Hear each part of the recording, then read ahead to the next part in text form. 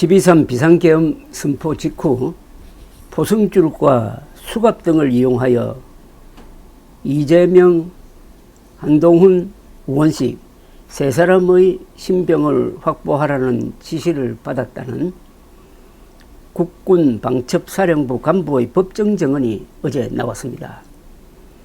어제 법정에서는 이런 지시 내용이 적힌 카카오톡 메시지도 공개되었습니다. 서울중앙지법 형사합의 25부 부장 지귀현은 지난 5일 조지호 경찰청장과 김봉식 전 서울경찰청장, 윤석영 전 수사기획조정관, 목현태 전 국회 경비대장 등 경찰 수뇌부의 내란 중요 임무 종사 혐의 공판을 열고 신동걸 방첩사 소령에 대한 증인신문을 진행을 했습니다.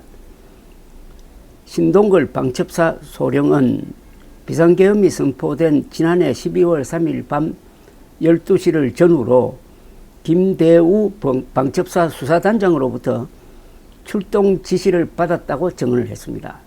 이후 수사관 4명과 함께 체육관으로 내려가 장비를 지급받았고 배낭 형태의 장비 꾸러미에는 방검복, 수갑, 포승줄, 장갑이 있었다고 말했습니다.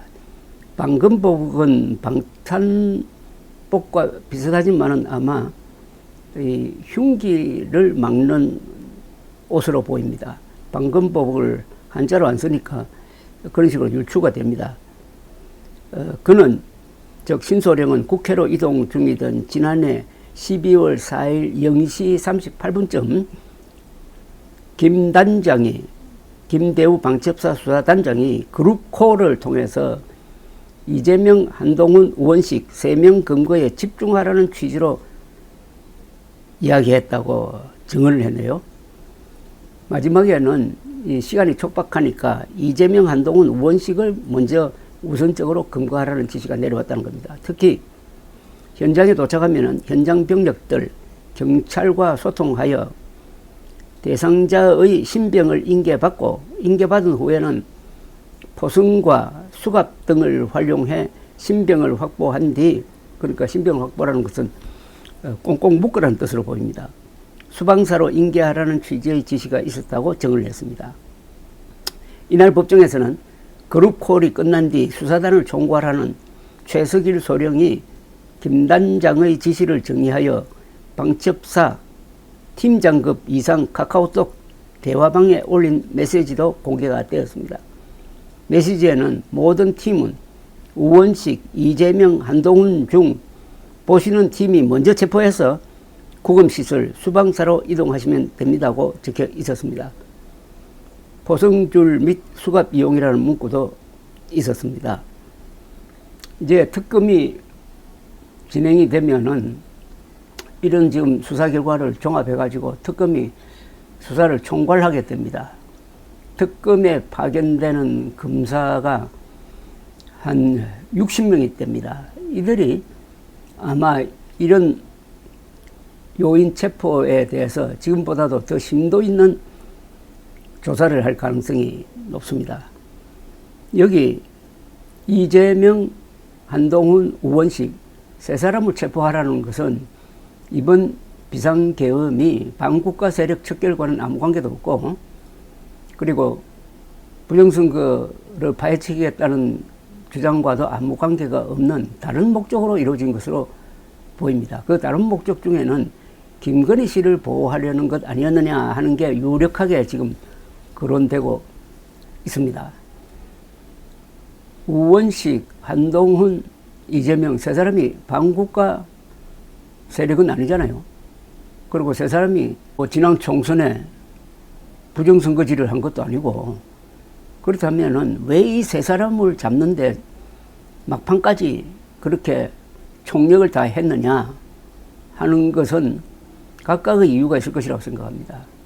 이재명에 대해서는 평소에 원한이 있었을 것이고, 우원식 의장에 대해서는 비상계엄령 해제 결의를 못하게 하려는 뜻이 있었을 것이고, 한동훈 당시 국민의힘 대표를 체포 대상에 올린 것은 역시 한동훈 당시 대표가 김건희 여사 문제를 공론화한 데 대한 윤석열 대통령의 보복이지 않느냐 하는 생각이 듭니다. 여당 대표를 체포 대상으로 옮겼다는 것 자체가 이번 계엄의 목적은 친위 쿠데타였다는 사실을 보여줍니다. 친위 쿠데타는 권력자가 자신의 권력을 더 강화하기 위해서 당 내외의 라이벌을 제거하는 겁니다. 그러니까 제2인자를 제거하는 게 이 친위 쿠데타의 특징입니다. 친위 쿠데타의 또 다른 특징은 실패할 수가 없다는 겁니다. 그럴 수밖에 없죠. 정부를 뒤집어 엎는 반란 형식의 쿠데타는 실패할 확률이 있지만은 자기 편을 제거하기 위해서 자신의 권한을 남용해가지고 군대를 동원하면은 대충 다 성공을 합니다. 그런데 실패했습니다. 그것은 시민과 국회의 저항이 결정적이지만은 보다 출발점부터 윤석열이 비상계엄령 준비를 엉터리로 해가지고 무능했기 때문에 실패한 겁니다. 그러면 왜 비상계엄령 선포하면서 반국가 세력 척결을 한다면서 이렇게 허술하게 했느냐? 비상계엄령 준비에 별로 성의가 없었다는 거죠. 왜 성의가 없었을까요? 목적이 부인보호용이니까 차마 양심상 몇 개 사단을 동원하는 그런 비상계엄령은 필수가 없었을 것이라고 저는 추리를 합니다.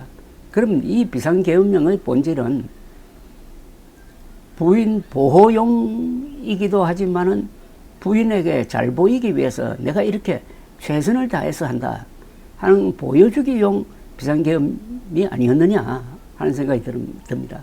그러나 결과적으로 그 비상계엄령으로 해서 대한민국에 불을 질러버리고 말았습니다. 그 불은 이번 대선으로 일단 꺼졌지만은 그 불로 인한 피해는 아주 복구하는데 시간이 많이 걸릴 것으로 보입니다. 감사합니다.